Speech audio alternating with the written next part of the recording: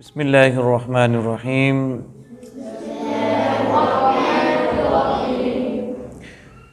प्यारे बच्चों, आज हम तरबियती तरावीह कोर्स के हवाले से कुछ चीज़ें सीखेंगे। आप गौर से सुनिएगा और इन बातों को ज़हन नशीन कर लीजिएगा। इंशाअल्लाह आप तमाम इस काबिल बनेंगे कि आप नमाज तरावी में कुरान सुनाएं और कुरान सुने, दोनों तरह का फरीज़ा इंशाअल्लाह हम सर अंजाम देने की कोशिश करेंगे। प्यारे बच्चों, जो सबसे पहली बात है, ये मैं उन दोस्तों से भी मुखातिब हूँ कि जो पहले से हुफ़ाज़ किराम है, पहले से उन्होंने कुरान पाक हिफ्ज़ कर लिया हुआ है, या वो तरावी सुनाते हैं या उनका सुनाने का इरादा है। उन तमाम लोगों के लिए ये बातें बहुत ज़्यादा मुफीद हैं। सबसे पहली बात ये है कि आम तौर पर नमाज तरावी में सवा पारा पढ़ा जाता है या फिर एक पारा पढ़ा जाता है।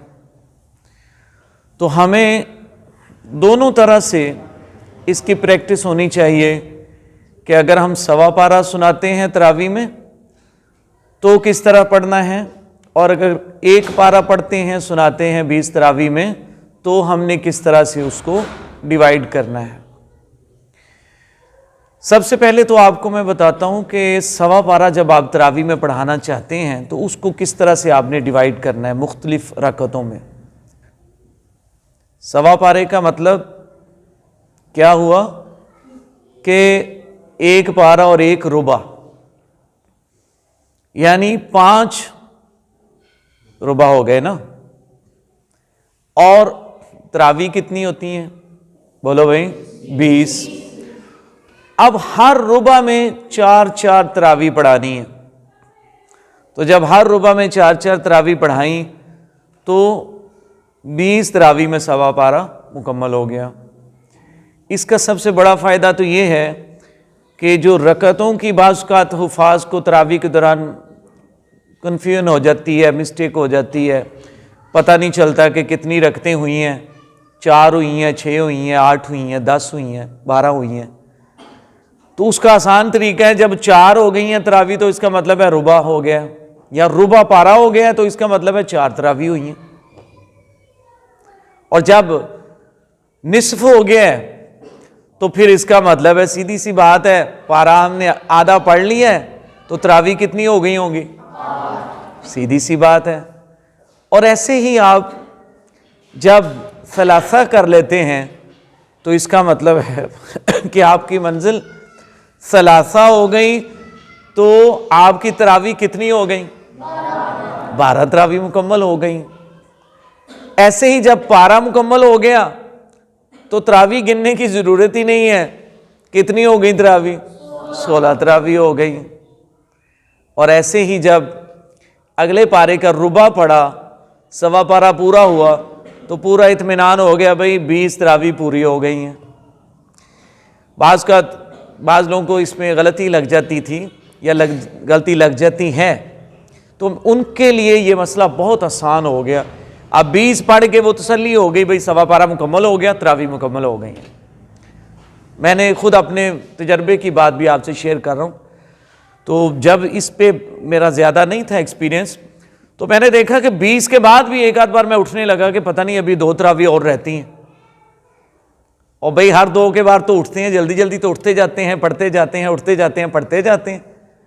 लेकिन जब मैंने इसको रुबा में लेके गया, तकसीम किया, तो फिर बड़ी ज़हनी तौर पे तसल्ली रहती है और रकतों की कोई भी गलती नहीं होती।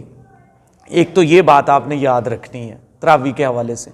दूसरा, जो बच्चे तरावी सुनाते हैं या सुनाने का इरादा है, हुफ़ाज़ किराम या कुर्रा हजरात, एक बड़ा मसला बनता है कि लहजे का प्रॉब्लम बन जाता है।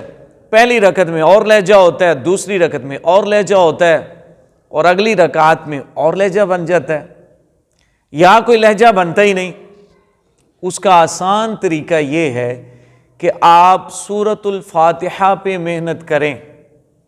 किस पे मेहनत करें? आप पूरे कुरान पाक पे जो लहजा बनाना चाहते हैं, पूरी तरावीह में जो लहजा रखना चाहते हैं, आप ज़्यादा से ज़्यादा सूरतुल फातिहा को उस लहजे में पढ़ें, उसकी प्रैक्टिस करें।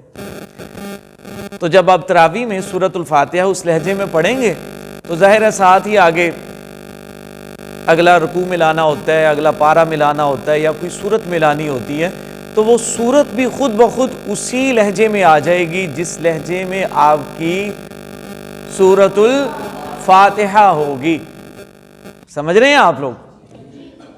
तो ये एक बहुत बड़ा मसला हुफ़ाज़ के लिए होता है और इसका सामना करते हैं, कुर्रा हज़रात को भी इसका सामना करना पड़ता है। तो ये बुनियादी बातें आपने जहन में रखनी हैं। और फिर इससे आगे भी इसके इसबाक में आपसे शेयर करूंगा इंशाअल्लाह। आज हम इसी बात पे इक्तिफा करते हैं। ये दो बातें जो मैंने आपको बताई हैं, इन्हीं को आपने ज़हन नशीन रखना है। अल्लाह ताला हमारा हामी और नासिर हो।